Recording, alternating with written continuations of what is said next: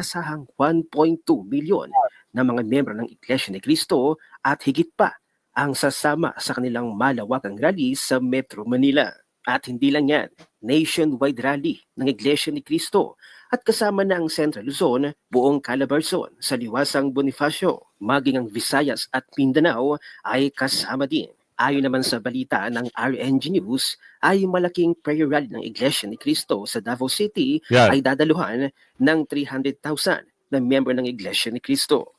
Rodrigo, I would like to commend you on your success as ASEAN chair at this very critical moment in time and in the association's history, such an important event.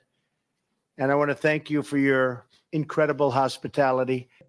Magugulat ang napakaraming dadalo, hindi sa inaasahan, higit sa inaasahan, mga kamunti.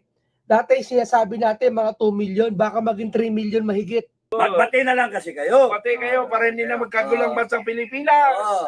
Bati na lang kayo para hindi magkagulo. Para hindi na rin. Pero yung kayamanan na ninakaw nyo, ibalik nyo ha.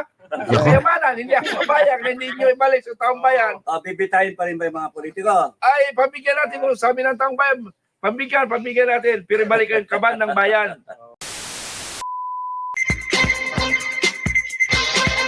Yes. Magandang hapon muli sa ating mga kasama. Nandito naman si Kuya Goods, nagbabalik. At syempre, kung hindi ka pa nakasubscribe sa ating channel, pasubscribe na lang po at hit mo na rin yung bell para lagi kang updated sa ating mga video. Oh, good news, mga kasama ha. Nakakatuwang balita ito. Talaga ng mga, ibang klase ha. Noong una, ang balita ay 1 milyon, higit ang dadalo sa isang peaceful rally na gaganapin ngayong January 13. At meron hong balita, mga kasama, na hindi na po daw di umano sa Liwasang Bonifacio ang venue. Bagkus, ito ay gaganapin dito na sa Quirino Grandstand. Grabe ang balita pa, mga kasama, mga 3 million po ang dadalo. Yan ho ay isang magpapatunay mamaya sa isang video na ibibigay ko sa inyo.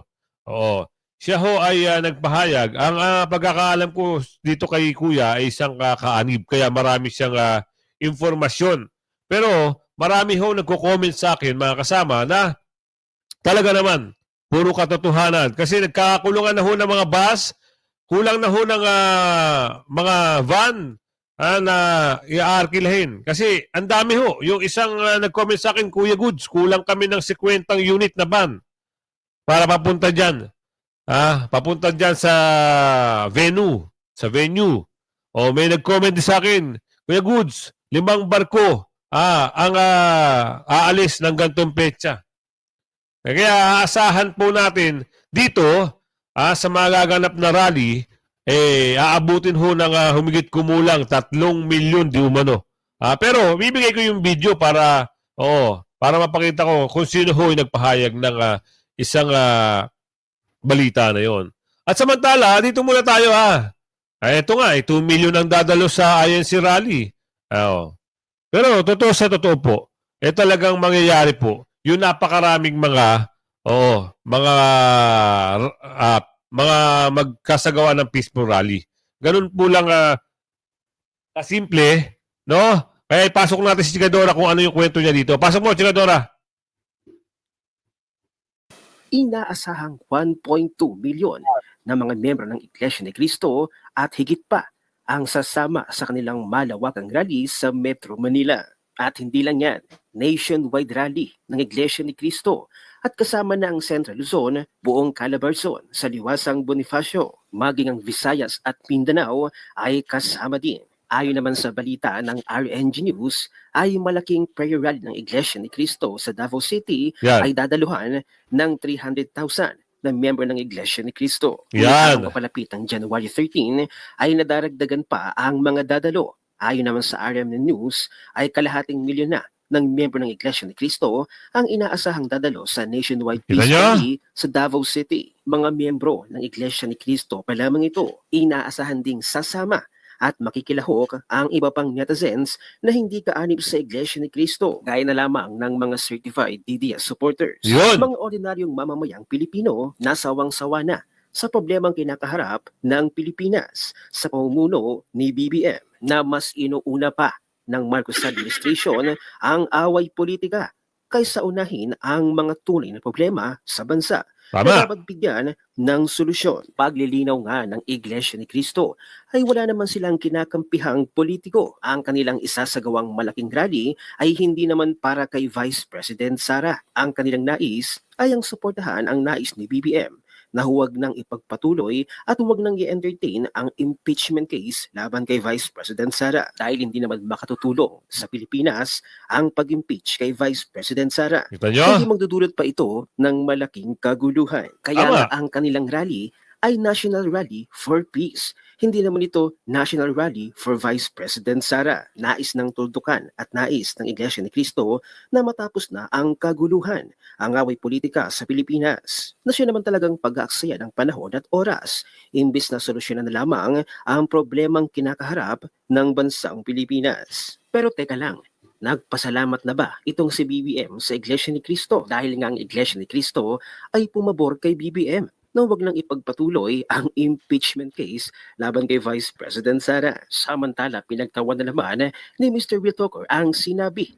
ni Zaldico na itong si Romualdez daw ay the best speaker at the best president daw. So ibig sabihin, ang presidente natin ngayon na si BBM ay hindi talaga ginagampanan ang kanyang pagiging pangulo. Ibig sabihin ba niyan, hindi talaga siya ang ating presidente, kundi itong si Tab Baloslos? Narito ang full video, panoorin natin. Yan. Itong AKAP, hindi siya pwede maging sabihin na pork barrels. Hindi this is 100% or 0% corruption. Walang corruption, direct sa tao siya.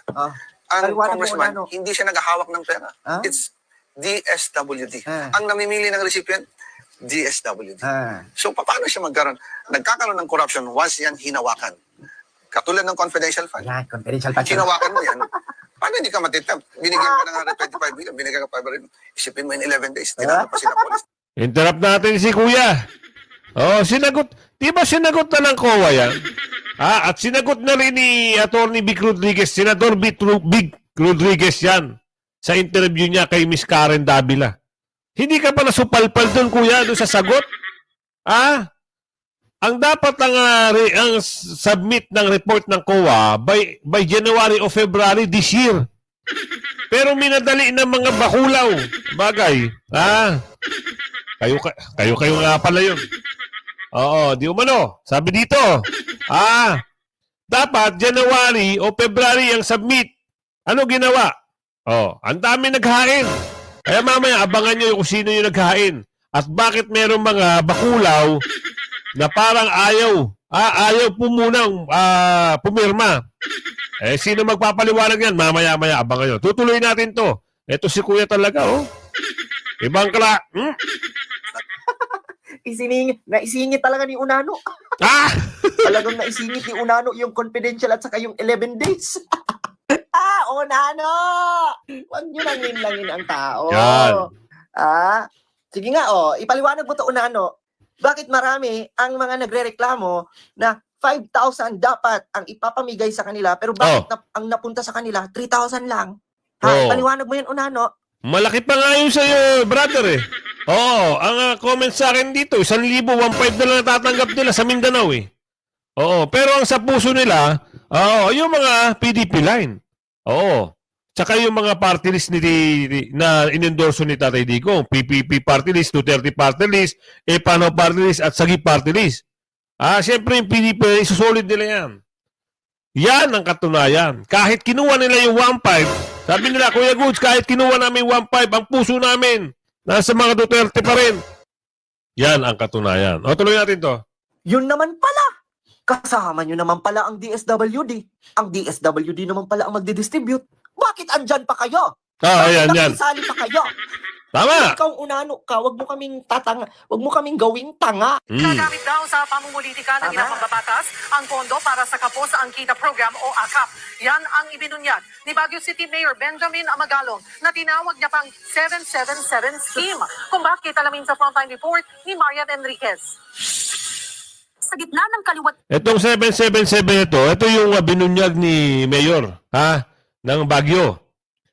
77 sa iba't ibang programa na pinapatakbo nitong mga bakulaw na ito. Pero yung 777 na yan, ayan lahat ay pera ng taong bayan. Dapat nga makinabang talaga ang taong bayan sa 77 na yan.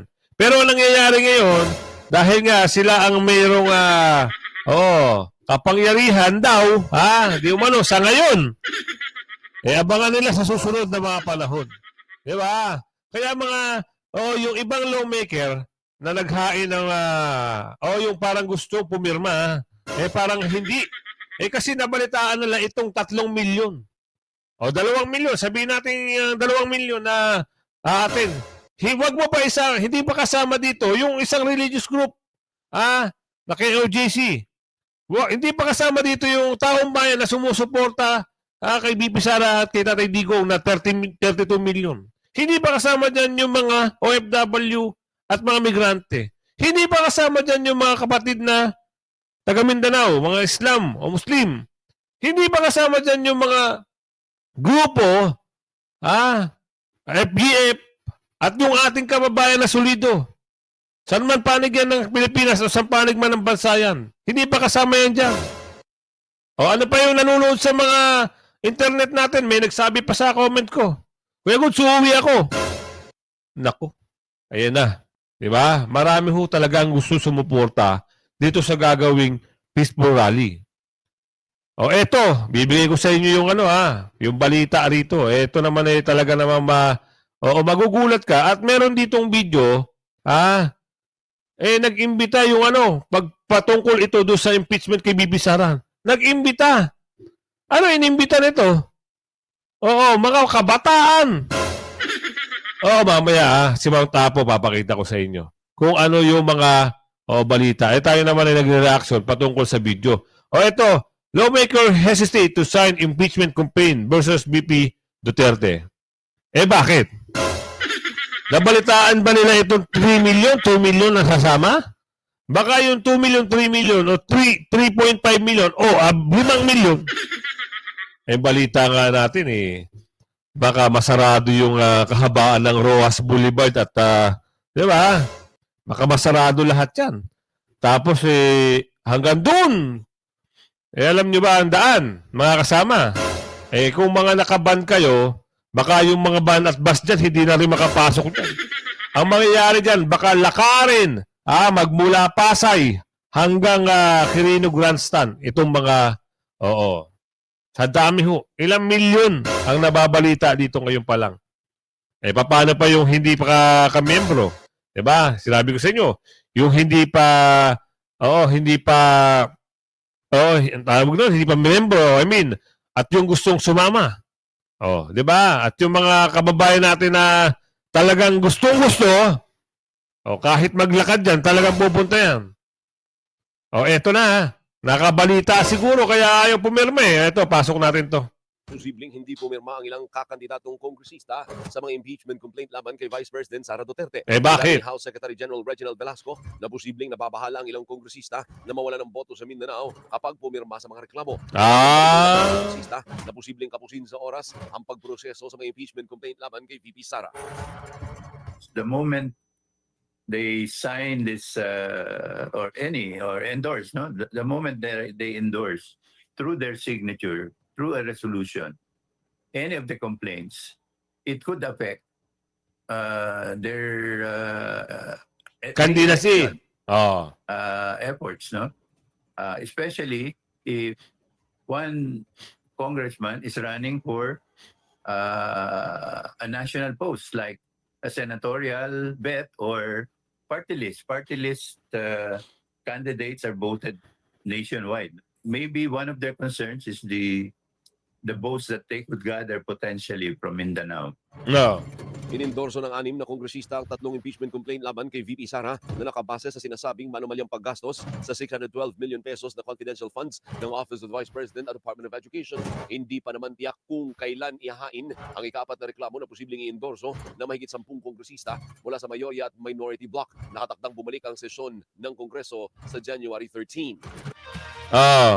Eto, bakit hindi pa pinipirmahan? Akala ko ba, may balita rin na nasagap, baka daw una-unahan. Kasi yung una naghain, bakit dapat daw sila muna mauna? Aba, may pagalingan pa? Dapat kung sino na una, siya raw gusto rin ng pangalawa, sila rin mauna sa impeachment case. Aba, parang ano to kung sino mauna, sino yung papalakpakan ng tao. Hindi ho kayo papalakpakan ng sambayanan. Bagkus magagalit sa inyo ang mga kababayan natin. Bakit?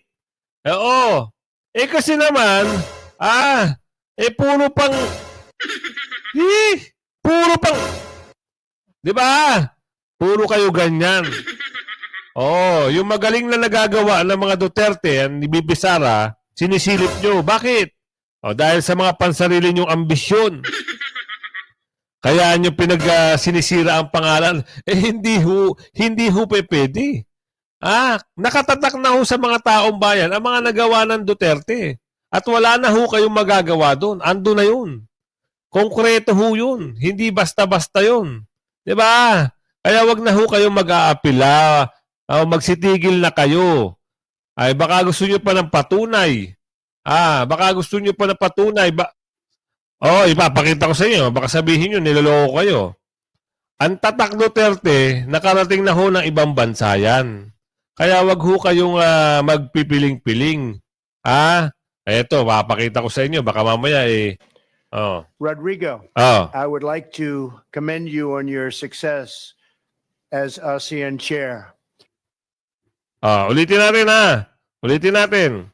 Rodrigo, I would like to commend you on your success as ASEAN chair at this very critical moment in time and in the association's history, such an important event. And I want to thank you for your incredible hospitality and the show last night.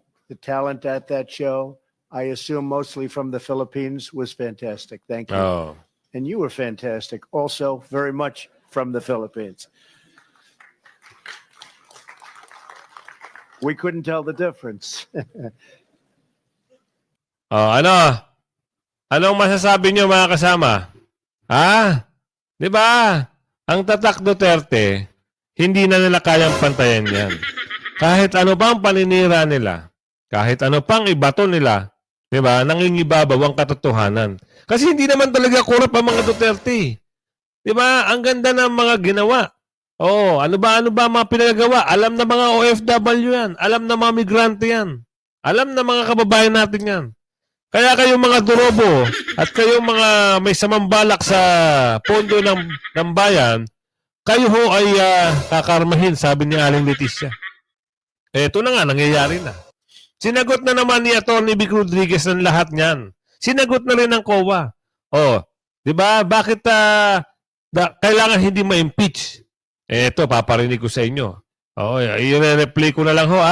Kasi makukulit tong mga ito yung iba natatakot na kasi nalaman na magkakaroon ng umalawakang peaceful rally. Takot na ho itong mga bakulaw.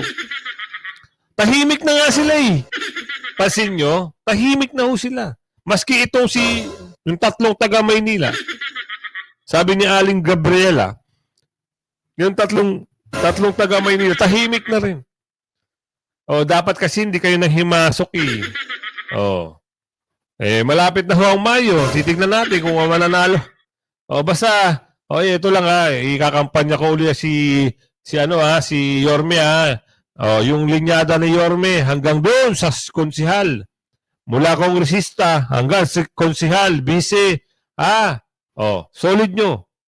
At siyempre, sa national naman, PDP line.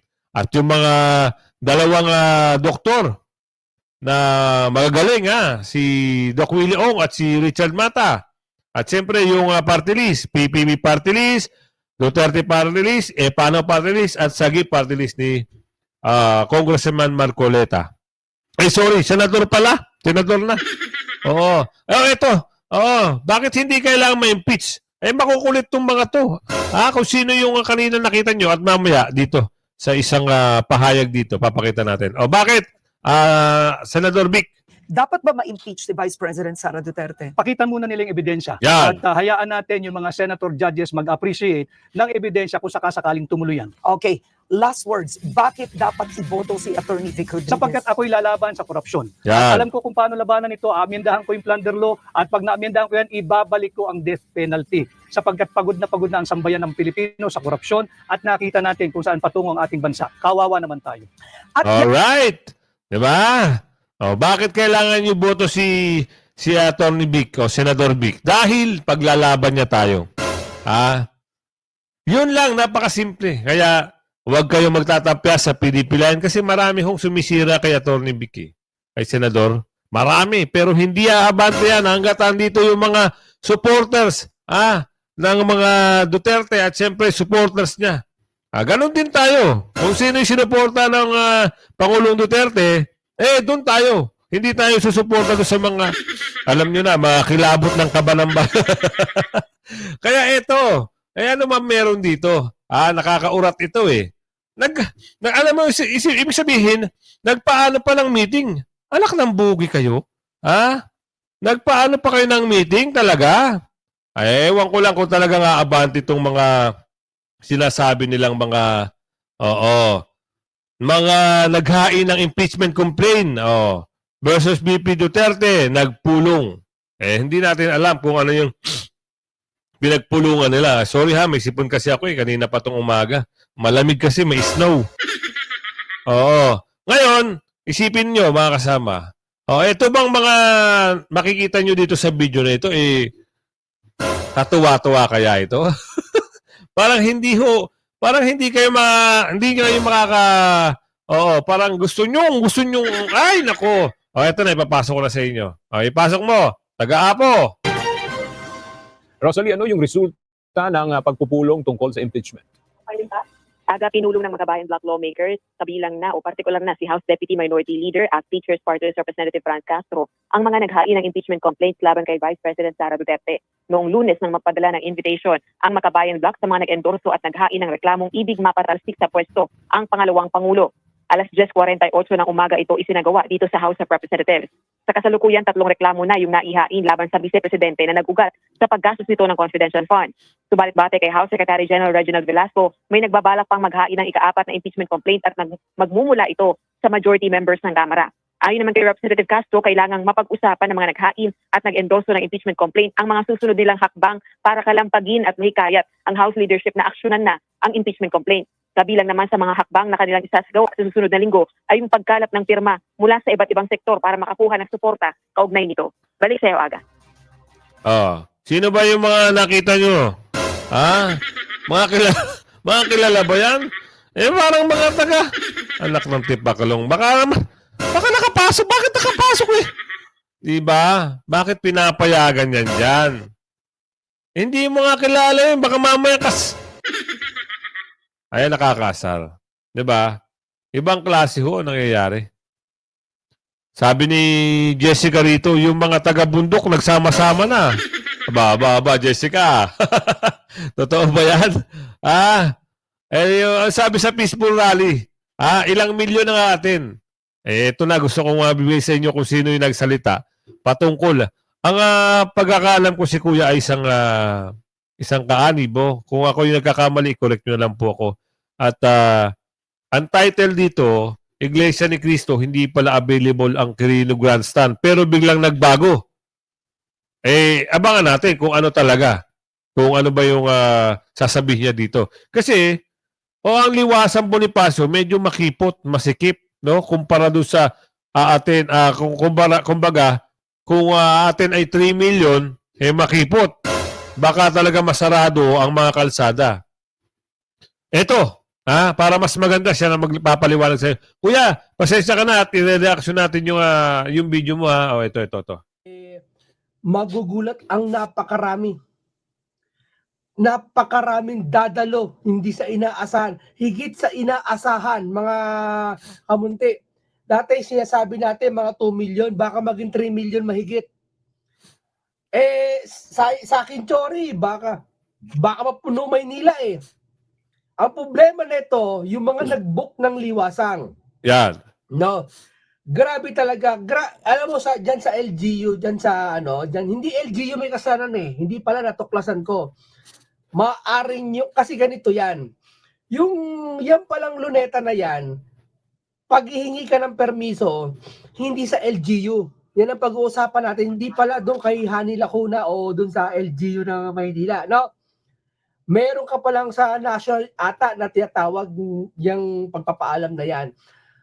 Delaying tactics ang nangyari. Parang, hindi naman, parang, halimbawa, kamukha ko, nakapag-book na akong malapit sa Liwasang ng hotel. No? Ano ba to? Ang tilaw naman ko. Nakapag-book na ako ng hotel dyan malapit sa Liwasang. Ngayon, dahil niya na-cancel na ang rally sa Liwasang, sa Quirino Grandstand na, medyo malayo-layo na ang aking babiyahin o motor, lalakarin na lang o hindi natin alam kasi sobrang dami ng tao doon, hindi ka talaga makakapag-motor. Baka. Ito mga kasama ha, paalala lang ho kung kayo ho ay mga may sasakyan, nako, mas maganda siguro i-park nyo sila doon sa mga madadaanan yung mall at kung talagang sobrang dami po, sumabay na lang ho kayo sa paglakad. Talagang makikita nyo, baka mamaya. Hindi ho biro kasi pag ang nag-organize sa isang religious group, talagang ang mga miyembro niya nasasama. Talagang tunay po sa tunay. Ay yung mga nagko-comment sa akin, maraming salamat po. Talagang nagbibigay sila ng impormasyon patungkol sa mga venue, patungkol sa mga van, patungkol sa mga bus, at patungkol sa mga barko na inarkila. Ang balita ko sa may Palawan, 5 barko ho ang parang inarkila na papunta dyan. I-correct nyo na lang po ako kung ako'y nagkakamali. Yun po ang information na nabigay sa akin. Ito, tuloy natin. Kaya sasakyan. Dahil baka dun sa mismong venue, sa Quirino Grandstand, 5 kilometro ang layo ng tao at ganun karami. Yung crowd. Dahil Liwasan pa lang, mula doon, 5 kilometro ang dami ng tao at doon pa, siyempre may mga kainan, may mga tao normal na kilos, hindi naman nag-rally, mga na doon talaga tatrabaho, makaka-okupa doon sa nasabing gagalawan ng mga tao sa kalsada. Kaya, malamang sa malamang, magkakaroon ng matinding traffic dyan. Pero paumanhin po ayan po, pagtyagaan na natin, ilang araw na naman yan. Isang araw lang naman yan. Tama sinabi kuya. At saka, bago ko naman ituloy ulit po pakisubscribe si Kuya Munting Kaalaman. Isa po siyang nagbibigay ng impormasyon patungkol dito sa mga sasagawang rally at mga kung ano-ano pa. Ayan, pakisubscribe, Munting Kaalaman. Tuloy natin Kuya, salamat sa information Sa bansa natin, Pilipinas naman, hindi naman yan para kung nagrally ang Iglesia ni Cristo para sa kanilang sarili. No, dahil kung sa kanilang sarili lang yan sila mag-rally para sa kanilang sarili, hindi nila kailangan niya. Alam bakit? Ang Iglesia ni Cristo tagumpay na. Tama. Kilala sa buong Pilipinas. Tanyag na sa buong mundo, sa ibang bansa. Ang dami ng kontinente na rating nila. Mayaman na sila, malaki kapilya, lahat. Tagumpay lahat sila sa mga structure na ginagawa nila, lahat na pati pagsamba nila, dinidinig ang panalangin, lahat. Hindi na nila para kailangan humingi ng tagumpay. No? Yan ay ginagawa ng Iglesia ni Cristo para damay. Dinadamay niya ang mga tao sa kapayapaan. Tama, Kuya. Salamat. At sa katagumpay na narating ng Iglesia ni Cristo, gusto niya makamit din ng taong bayan. Halimbawa, si BBM at si Vice President Sara, makamit nila ang kapayapaan. Narinig nyo si BBM at si President Sara. Salamat Kuya. Salamat ng marami sa'yo. At nabanggit mo na presidente na si BP Sara. Tuloy natin. Na nakamit ng Iglesia ni Cristo, yung paraan na gagawin ng Iglesia ni Cristo. Tulad niya ngayon nangyayari, Uniteam, dati Uniteam, nagkakabangayan na. Ibig sabihin, hindi na payapa. Tama Kuya. Kung magsasabi na payapa ang gobyerno, maganda na ginagawa ng BBM. Kung maganda ginagawa ng BBM, hindi talaga hayaan magkawatak-watak ang gobyerno kahit ganyan. Dahil natural na presidente ang may magalit sa kanya, may ayaw sa panukala niya, pero gagawa ang paraan bilang lidera kung lider. Kung gagawa ka ng paraan, aking opinion, gagawa ka ng paraan para mapagbuklod mo ang sambayan ng Pilipino at ang mga nasasakupan mo. Naintindihan niyo po? Tama, Ngayon kuya. po, ang gagawin ng Iglesia ni Cristo nga sa pamamagitan ng malaking rally na pangungunahan nila at napakaraming sasama. Sa ganitong paraan may papakita ng Iglesia ni Cristo na malay natin sa pagkatapos ito magkaayos sila. Napakasarap ng pakiramdam kapag may isang magkaaway o isang team na dating magkaaway hindi man ganun ka-perfect na magkabati. At least magkaayos para lang sa bansa natin. Naiintindihan nyo? Tama yun. Ngayon, sa Quirino Grandstand na gagawin ang magiging rally ng Iglesia ni Cristo. Dahil yan pala yan, ang INC pala, ito pala bago ko maikalimutan, sisingit yung kay Harry Roque. Marami kasi naghahaka-haka na magkakaroon daw ng martial law. Alam mo, pinaliwanag po ni Mr. Harry Roque dun sa kanyang video na hindi naman magkakaroon ng martial law. Pero kasi sa video niya kasi may pinamagat talaga nito. May pamagat na legal ba ang deklarasyon ng martial law para pigilan ng Malacanang ang pagtitipon sa January 13. Yan po ay ipinost sa social media ni Mr. Harry Roque. At isinerch ko naman po ang martial law kung ano ang mga requirement o ano ba ang... Kaya na, yung ads tapusin nyo lang mga kasama para mas maganda at masaya. Mga mangyayari pag nag-martial law. Ito. Ayun. Kasi, kaya nasabi ng mga tao yon at ni Mr. Harry Roque yung gano'n, example lang. Hindi naman siya sabi, pero may mga tao kasi siguro nagsabi na ilan tao na baka mag-martial law. Kasi, timing daw ang ginawang yung suspicious lang to. Sabi ni Harry Roque, suspicious yung timing ng mga Reorganized National Security Council na tinanggal ang Vice President. At sa pagtanggal ng Vice President, papalapit na ang January 13, ilang day na lang. Tama. Timing, kumbaga, no, suspicious, nakakapaghinala, sabi. Baka mag-martial law. Pero hindi naman. Ayon sa paliwanag ni Harry Roque, kasi nga, ang martial law pala, nakita ko, ito, na-search ko nga to ang constitutional ay may basihan sa constitutional. Artikulo 7, Section 18 ng 1987 Constitution. No? Maaring magdeklara ng martial law, ang Pangulo ay maaring magdeklara ng martial law sa kaso ng mga pag-alsa o may mga kaguluhan. Yung pala, pag may kaguluhan lang, dyan sa gagawin sa liwasang, sa Quirino Grandstand, hindi naman po gulo. O sabi niya ng Iglesia ni Cristo, bagaman nanghihikayat ang Iglesia ni Cristo na sumama sa magiging rally, hinihikayat nila na wag magdumi, ang mga hindi nila kapanampalataya, at wag manggulo. No? At may mga placard din ginawa ang Iglesia ni Cristo. No? Ito, babaguhin ko lang Marami kasi sasabi na, iglesia ako pero di ako mag-rally. Hindi naman iglesia. Nakita ko naman, hindi naman sila iglesia Mga nagsasabi lang sila iglesia. Siguro, para matangay lang. Pero, hindi sasabihin ang tunay na iglesia ni Cristo, hindi sasabihin yon. Tama! No? Pero marami tao sasabi na, kung talaga sa religion, ba't mag-rally? Alam nyo kasi ganito yan kahit sa scientifical, archaeological, biblical, library, basahin natin, o biblical na lang, maraming lahat ng libro sa mundong ito na pinakamatalinong libro ng history.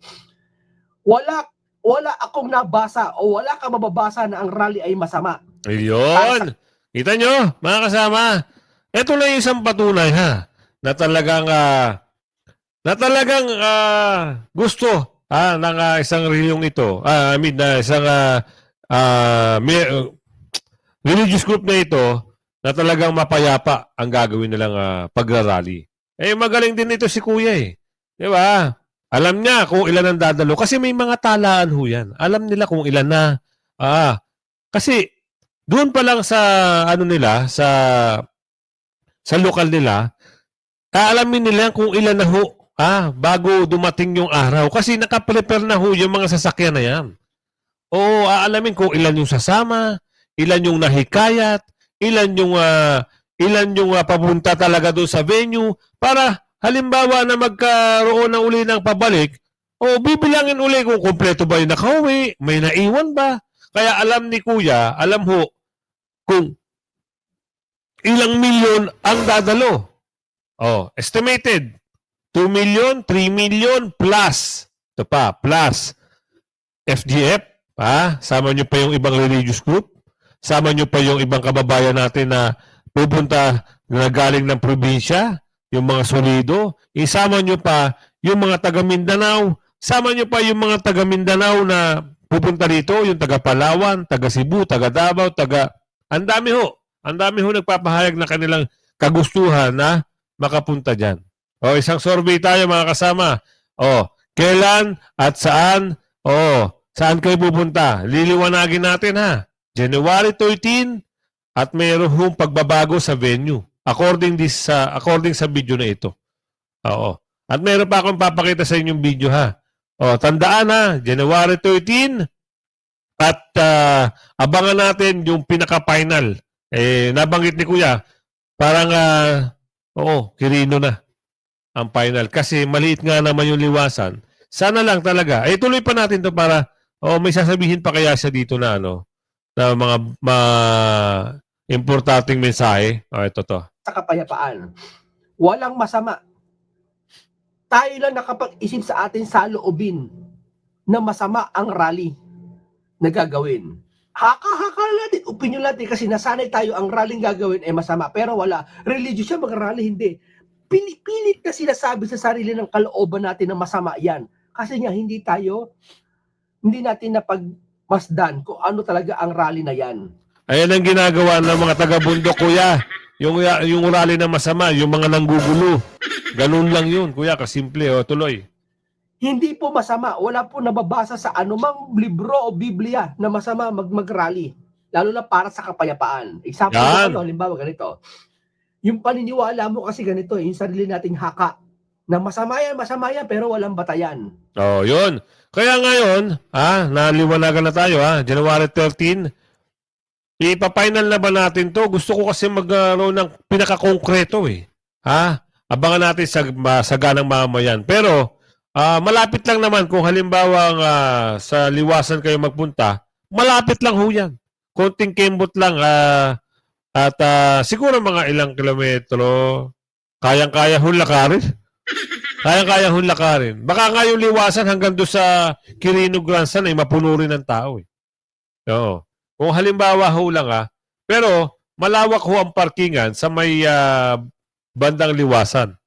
Kung gusto nyo mag-park doon, mayroong parking doon. At talagang pwede nyo naman lakarin yun. Exercise na lang din kayo. O papuntang Quirino Grandstand, sigurado. Talagang ma-exercise kayo. At ayan January 13 ulitin natin. Eto, gusto ko lang ipakita sa inyo yung iba't ibang grupo na rin na gustong sumama at parang anong tawag dito, nagre-ready na rin po sila. Nagre-ready na sino ito makikita nyo? Ito yung grupo ng FGF. Ayan FGF Commander. Ito for sure to, makikita natin to dun. Ito tuloy natin to. Yan. Mga leader FGF Commandos title. Pwede ka lumapit. Lapit ka lang. Salta ka. Ano yan? Okay. Video. BBM? BBM, Inday Sara. Saludo na kami sa inyo. Good. Magbati na lang kasi kayo. Bati kayo para hindi na magkagulo ang bansang Pilipinas. Bati na lang kayo para hindi magkagulo. Para hindi na rin. Pero yung kayamanan na ninakaw nyo, ibalik nyo Yung kayamanan, hindi ako mabayan, hindi nyo ibalik sa taong bayan. Bibitayin pa rin ba yung mga politiko? Ay, pabigyan natin kung sabi ng taong bayan. Pabigyan natin, pero ibalik ang kaban ng bayan. Ibalik ang kaban ng bayan. Yan. Hindi ako mapayag doon. Okay. Saan yung plug ni... Yung plug ni Nur.